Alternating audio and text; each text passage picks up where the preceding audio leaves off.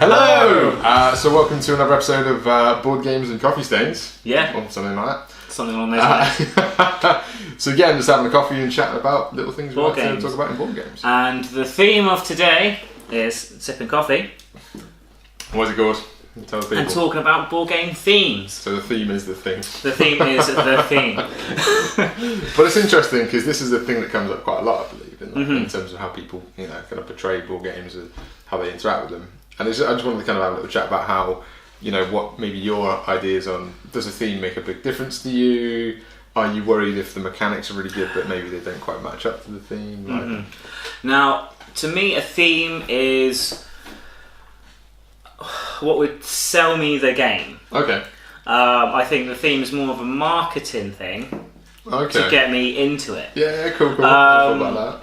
Because a lot of the theme is the artwork, generally. Yeah, sure. Or on the top scale of it, Yep. the theme is the art on the box, the nice looking cards and components, and if you put Marvel on a game, Sure. Dungeons and Dragons on a game, I'm gonna play that. That's happening. Yeah. I'm at least gonna think.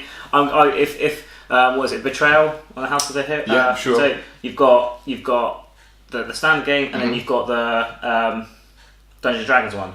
Yes, because they've just brought out the was it? I forget. It was Baldur's Gate. Yes. Yeah. I go for that one. Just because you like it. I think there's slight mechanical differences, but I would go for that one because I like the theme. Sure. Makes sense. So that's what I think of the theme. I was just interested. I didn't think of that as more of a selling point. I thought in terms of like how you enjoyed the game. I suppose that would be the selling point. Yeah. If you're going to try and get a person into gaming and you know that they like a certain genre of film or a certain intellectual property, you have a game on that, they're going to be more, I would have thought they'd be more willing to play that game 100%. on that theme. Whether the theme goes through it, yeah, that's a very good point. and ultimately they're disappointed in it, but I think for me the theme will generally get me excited about a game. Cool. Well, let me ask you a question then. So, like, let's say if you think of Lords of Waterdeep. Yes. When you first saw that D&D theme, I saw your little lights light Yeah. Obviously, nothing compared to the actual RPG. No. But how did you feel about that as a theme then? Did that kind of work for you? Were you thinking? Yeah. Yeah. See, I was listening to some people talk about Lords of Waterdeep, and because it's a mechanically strong game, they thought you could reskin that to anything. True. Which you could do. But I would 100% want to play the Lords of Waterdeep one, Dungeons and Dragons space, because it's got it had all the different characters in it. When you drew some of the event cards and quest cards, they had all the sort of the named characters, villains, and I was like, yes, absolutely, I like that. But I found it really interesting because I'm not a D&D guy, not by choice, just like availability to play. Yeah. But when you were saying, oh, that's kind of amazing, that actually overlaps with something that I did in my session. And I'm like, that's really cool. I really like that. Because I wouldn't have had a clue. So for you, there's obviously more of an overlap there. Yeah, I think because we had one of the quests was something to do with Xanthar, and he's got his own book out, and yeah. So that was really cool. I enjoy it. I mean, yeah, you could, because it's a mechanically strong game, you could reskin that with pretty much anything. This is where the arguments come in, though. Yeah. Do the mechanics add up to a Dungeons and Dragons game? Because it is just basically a simple worker placement game. Or did you even care? This is the next thing. Yeah. Right? Did I even? I mean, you've got because they're quests that you have to do, and for each quest you need your adventurers. Granted, each adventurer is a little cube. Tiny cube. I mean, I think when we play, we're pretty good at saying, "Oh, I need a rogue. I need a fighter," instead of I need a orange cube. Yeah, I need three blacks and an orange. Yeah. And the token purple guy. Yeah. Wizard, call him a wizard. Yeah. If you go in playing and you use all the terms and you get into the theme, then yeah, it definitely works for me. I mean, you can definitely just go, okay, so this is the quest I need. I need 2 oranges, a white, and a purple. Right. And then just say I need that, and just do that. Cool. Becomes accountancy at that point, though, doesn't it? Yeah. I think with the theme, a theme of a game to me makes it the game and not some sort of long maths challenge. Yeah, sure, absolutely. It makes it kind of palatable in a way. Yeah. Unless you like long maths challenges, carry on. Yeah. But for example, I really like Terraforming Mars. Yeah. Now, if that was reskinned into another thing, because I love the whole idea of, you know, you're literally working with your corporations, you're trying to work into literally Terraforming Mars. And that immersed me. Yeah. And I was thinking, if that was a more rubbish theme, would I like it? Mm-hmm. I know you get a lot of people saying about like the clip art that they've used and like all the sort of regular art they got. But the thing I always find is that I always feel like I'm terraforming Mars, you know what I mean? I'm literally in that environment, I'm being that corporation, putting cards down, I'm researching technologies to do that. That theme just sings. And even though the game is very mathy and very Euro-y, I love it. I think it's great. And the immersion seems to be the main thing that people talk about. So when you play it, what puts across that theme to you? Is it just the wording on the cards? Sure. Because they have the rules and they have like flavour text as well, don't they? Yeah. Stuff. I very rarely read the flavour text when I think about it. Okay. Not on the cards anyway. So you just like the whole idea of it? Yeah, I think so. I think it's just kind of like big red planet, have some forests. Like, you know what I mean? It's just kind of an interesting thing where you do get kind of brought into the whole idea of terraforming Mars. And the fact that there's other corporations doing the same thing, and that tableau, you know, get an overlay. I'm just going to say that right now. Those little cubes are a nightmare otherwise. But you do feel like you're within the inner workings of that company, if that makes sense. Yeah. But you are trying to increase your production or whatever. And I just find that that's quite an interesting thing to kind of think about. Yeah. So as time goes on, you do see other people maybe looking at, this sounds really hilarious, but like the algae type cards. They're like going heavily into algae. And then you're maybe, you know, trying to farm some animals or or get your production up. It's a really interesting game. I know some people say that you're playing it on your own. I don't think that's the case, because you're then thinking about how every other person's interacting with the board, and obviously you've got those goals as well you're kind of going for. It's just a really cool thing. I find that really does kind of seep through quite a lot. Yeah. So it's more of just not so much of what the actual. I love the game as well. Yeah. I think the mechanics work. Especially with the drafting mechanic, even though it takes a long time, is quite a cool way of kind of looking into like sharing technologies almost. Like, I don't want this one, but I have this one. It's quite an interesting, almost like car manufacturers will share chassis and engines. You're kind of doing the same thing, and you do feel like you're creating more technology every turn. But then that's the other side of it. Is that my imagination doing that, or is it the actual mechanics in the game bringing that into it? Yeah. It's a good point. I mean, like Anachrony, the mechanics in that game really support the theme. Oh yeah. I can't believe you've chosen that example, because that's exactly what I was going to go for. Well, there you go. Great minds, mate.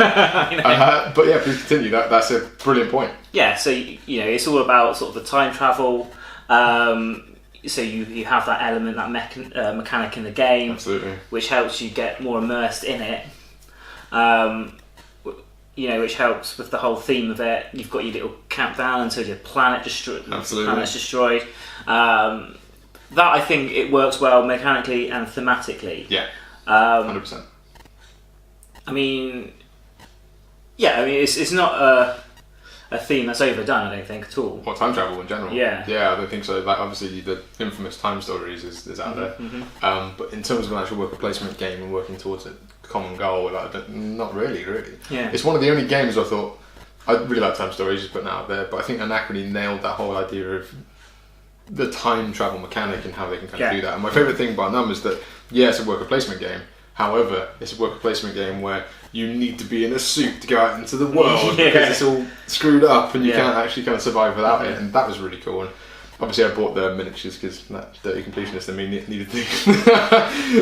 They're real robots. Look, and then you put them out into the world, and that immersion, that seems to be the main thing that's coming up now. Is that how immersed am I into the game? And the theme seems to be a big part of that. Yeah, because it's not just a case of you've got all these workers. You now need to think of, I need these workers, but I need to get the suits to get them to go in because this planet is dying. Absolutely. And you see people, like, you can literally just imagine them, like, running along, like, off they go. They kind of like maybe mine some water or whatever. And I'm like, I have to go back in time. Just to get extra stuff, and then the next thing, like, I need to pay that back. Absolutely. Because you cannot mess with the... Things will go wrong. Because time travel is never good. No. It's never good. Always comes back to bite you. Crazy one to think about. So let's talk about maybe some games that don't have a strong theme but still decent games. Yeah. My go-to example is always Splendor. Yes. Splendor is brilliant. Yeah. But I don't feel like I'm a gem merchant who's then kind of mining gems. No. Apart from the artwork. Yeah, which is nice looking. Yeah. But it doesn't tell a story. No. I suppose the most immersive part of it is as everyone says, the poker chip. Absolutely. Because they feel a bit heavy. Yeah. Like, oh, that's a gem. Yes. That's like a nice little rock. Absolutely. But yeah, essentially you're just trading cards and stuff. But it's a fun game. Mm-hmm. So that's the kind of thing. So does theme definitely need to be there? Definitely is a strong word. I think, for example, with Splendor, you can get a really cool game out of something like that. Mm-hmm. But I think it does help a lot. So there's some people like, theme's rubbish, not playing it. And I'm like, well, give it a chance. I think the theme also helps, especially me, get my head around the game. Sure. So if I can see, well, these are gems. Mm-hmm. These are the cards that I need to get points. Yeah. Words. Yeah. then it sort of helps me get my head around it. Sure. Maybe that was a very bad example because That's all good. I say going back to Lords of Waterdeep, you have a quest, you will get adventurers. But yeah, when you are playing Splendor, you don't feel quite like that. Yeah, but then it's a very short game as well. I mean, maybe that's something to think about. Like, can you have an amazing theme with a tiny game? I mean, for example, it comes up a lot. It will be coming up a lot. Twilight Imperium 4. Yeah. Like, even in the TI3 days, you did feel like you were part of this grand space opera, and everything was coming together. The people became part of the actual theme in a way. Yes. Because you had those characters that would come out. Mm-hmm. Matt would undeniably be the aggressor. Even though he's got the peaceful race. Exactly, the peaceful race wants to come and smash your ships to pieces. Yeah. But then you've got like this interesting thing where all of a sudden the people become part of the theme because of how that game interacts so heavily in psychology, but then you've got this amazing base layer of how the game works. Yeah. And it just, it's incredible, like, especially when you get games that grab you. Like, another one I really like for this type of thing is XCOM. Yes. Like, it's stressful, and the whole idea of saving the planet and having to do everything within a time limit. Yeah. And you have the technology. I know some people hate the apps. I think they're great, if I'm honest. But that whole idea of it's all kind of coming together and it's going to grab you if you don't sort yourself out. Yeah. Really cool. I think, especially with XCOM, with the app, the time limit, it's all, again, as we keep saying, immersion, getting into it. Absolutely. And, suspending your belief that I know this isn't real, but it feels real. Yes. There's pressure, there's actual time constraints, there is, if I don't pick what technology I'm going to research in the time, I can't do it. Sure. So it definitely does help that. And then even after the time phase, For sure. you're like, there's an awful lot of UFOs in the Yeah. Not sure how we're going. Maybe we'll think about this. I mean, that's got a solid theme. Again, as I say with Twilight, I don't think you could you couldn't just do a simple reskin. No, it's so much to it. I mean, obviously you could take the idea, I suppose. I mean, I think people have been crying out for a Star Wars based one for a long time. Yeah. Geez, that'd be mad. That would also sell them millions.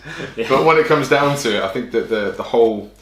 I like it when mechanics do match up the themes a little bit. Yes. There's two games I can always think of. Mysterium's one. That's great. You do feel like you're in a room and you're trying to connect with this, person who's behind the screen. It just works, and everybody that we've played it with that generally doesn't play games, they're like, oh wow, this is way more immersive than let's use the Cluedo sort of example. Yeah. Cliche comparison, but whatever. But they are like, oh wow, I'm really into this. This is really cool, and I find that really just brings everything together. It's the glue that everybody enjoys to bring mechanics and the theme together. Another one, it's not everyone's cup of tea, but Fury of Dracula. Yeah. You really do feel like you're chasing down Dracula. I had a friend of mine who said that he didn't like that there wasn't a lot to do for a while and then it would all just kick off. And I'm like, but that's how it happened. Yeah. And again, it's doing what it's supposed to. Yeah, and then you have, I mean, for me, it's because it's a little bit RPG. You've got, because you have your specific equipment that you can get and find. You know, not everyone's good at everything. Yeah. You know, you're one particular person is good at something, and you've got to work as a team to do it. And yeah, it's a game that I don't think you couldn't say you have that reskinned as a modern day thing, because like, well, we have technology that could just find him. Well, GPS tells me he's in Budapest. So, but you know, but yeah, solid. And it's and you get a little bit of the fear which you should get if you're fighting Dracula. Yeah. You know, you're not going to be like, just you all right, Dracula. You're like, hidden movement. Where is he going to be? Yeah, sure. Oh, he's there. Yeah. Oh my god, imagine that. Like, we've got to be quite close so that we can help respond to to Dracula sighting. So I feel like we're basically saying yes, theme really does matter. Yeah. Obviously, if you've got a game that's strong mechanically that you can still like play, like I've really enjoyed playing Splendor. I think for the 20-30 minutes that it is, great, sign me up. Yeah. Do I feel massively immersed in it? Probably not, but No. I still enjoy it because the mechanics work and it's simple and everything works. Whereas, let's be honest, I'd rather play something like Anachrony or Scythe or something where I feel like I'm involved in what's going on. Yeah. I think that it does kind of count for a lot, really. Yeah. I mean, with the themes, are there any that you think are overdone? I mean, Zombies. Oh my god, zombies is a big one. Like, just stop it. now, is zombies a theme or is it more of a survival game? I think it's zombies in general. Like they're just done. I mean, the survival thing comes in with the zombies. Yeah. They're trying to kill you, blah blah. But like, it's just everything. I remember when Zombicide first came out, I was like, just stop it.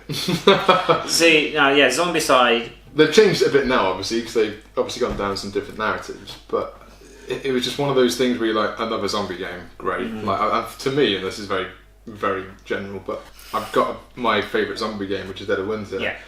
Why would I play anything else? I've kind of filled that gap in my collection. I mean, they play slightly differently, but ultimately you are a group of survivors fighting zombies. Sure, and I have played with Dead of Winter, you have the crossword cards. Yes. Oh god. Which gets you more immersed, gets you involved in the theme. Absolutely. It has, you know, can tear the group apart. Absolutely. Oh yeah, big time. And you don't know if everyone's on your side. Yeah, 100%. You've got the betrayer part, which I love in games. Oh, amazing. Yeah. I didn't think I would because I'm not very good at lying. Or hiding my motives. But I do enjoy like a co-op game where you can't trust everyone. 100%. And I'm fairly confident if I was in a zombie apocalyptic type scenario, I would probably be a bit selfish. Yeah, 100%. And steal my own food. And You're hide it from a everyone. human being. But what's really interesting about that is I've got some of my jiu-jitsu friends, for example, that recently have started becoming nerds, which is brilliant. Well, they've always been nerds, but whatever. But what's really interesting is that their favourite game by far is Dead of Winter. Yeah. And they love how the mechanics work and how everybody kind of interacts. Yeah. And again, I think that comes down to theme. Like, and that immersion that we get from having to kind of jump into that theme.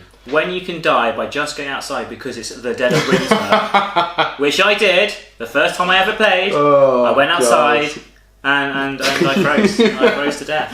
I think you got bitten. Did I? Yeah. I got bitten. First dice you never rolled. Yeah. Bite mark. Amazing. Yeah. So fighting a zombie, terrifying. Going outside, terrifying. Yeah. What in general? Yes. The hoodie's back on. Yes, indeed. It's too much last week. I mean, that is how you would feel in an actual apocalyptic game.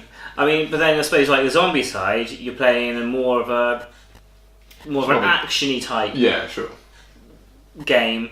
Like if you're going to have it like a film, so like you'd have Dead of Winter, which would be like a survival horror. Yeah, true. Absolutely. And then like the Zombicide, action horror would be more of a, Resident Evil type. Yeah. Going around fighting. I think you're right. Like that obviously starts to become what do you prefer in the themes and how you like your games. Like I know a lot of people like Euro games because they don't like that confrontation. Yeah. Obviously, Matt, who's here, is going kill everyone. Yeah. Which would be fine. Which I think is great. You've got people that love. And again, Euro games generally it comes down to collecting resources and using the resources to build your own little town. I think my sort of problem with the Euro style games is a lot of the themes are farming. Yeah. Well, agricultural based, which doesn't, really excite me. Right. But then, if I was like, okay, yeah, just pick a game. We played it. If I didn't find the theme exciting, but the mechanics were good, then I'd be up for playing it again. There you go. But it's a case of, I think, with the theme, I think it definitely helps draw in the players. Yeah, big time. If they've never played the game before. Yeah. The wonders of technology. So you were saying about how, like, obviously, if you like the mechanics within a theme that you maybe don't like, then you'd be more happy to kind of jump onto that theme. Yeah, I mean, I don't know if it was, I don't know, because I'm going to say sort of Stone Age versus Lords of Waterdeep. Sure. Similar type of game, completely different themes. Right. But I still think they're really good games. Oh yeah, 100%. Whether I'm gathering adventurers or resources like wood and stone and things. Sure. Still exciting. Yeah, 100%. Well, it's very subjective. I mean, I don't think you're ever going to have that. This is my favourite type of game thing. I mean, I've played loads of games I thought I was going to hate, and I really enjoyed them. Yeah. So it's that thing of I think theme's important, and obviously the way you enjoy a game could be due to many reasons. But again, we keep coming back to that whole idea of you play a game to enjoy an experience. If that experience is more of a, I'm trying to not use the immersion word too much, but if it is that way, you're going to enjoy it more. And I find that people that maybe haven't enjoyed that in a board game before, that's the one thing that they really just go, that was amazing. Yeah. Because they were drawn into it. But so, yeah. I think it's more, I think as you were saying about Splendor, I think it's more important for bigger games that take longer. It's like Lanterns. Right. It's a great little quick game. I mean, you're just putting coloured dots, matching coloured dots up to get true, but you are putting lanterns. I'd say that the lanterns isn't too bad on the theme at all. I mean, I don't feel like I'm designing a lake. No. But then if you made like a heavy Euro out of just designing a lake, you'd probably be like, oh god. Yeah. So you need to make it simple in that way. But it's cool. I think that what we're basically coming down to then, from what we're saying, is that theme's important, not necessary in terms of enjoying a game. No. But it's definitely a massive plus if you can have it. Yeah, I think you need a theme that's going to just interest you slightly, so that you can see, so you don't just look at the board, at the game, and just see the mechanics of it, and just, as I say, make it into a big mass puzzle. Yeah. I think you want to have it so for me, I'd want to be slightly more visually stimulated and excited. But we're out of coffee. Right. Talking of stimulation. But you're right. I think that when it comes down to it, I think that what we're basically saying is theme's important. Yeah. Not completely 100% needed, but it's amazing. Yeah. If you've got a really good theme, but the mechanics behind it don't support it, which make it, I say, don't support it in a way that makes it a bad game. Yeah. Still need a good game at the end of the day. Yeah. If you have a really good game, but the theme is pretty drab or overdone, it's still a good game. Yeah. I mean, if you have a visually exciting game, but the gameplay is rubbish. It is what it is. It's a bad game, isn't it? I think I mentioned this with Dark Souls. It looks amazing, but I'm just not a huge fan of the game anymore. So there you go. Awesome. So there you go, guys. Let us know your thoughts in the comments. That's the word. Yeah.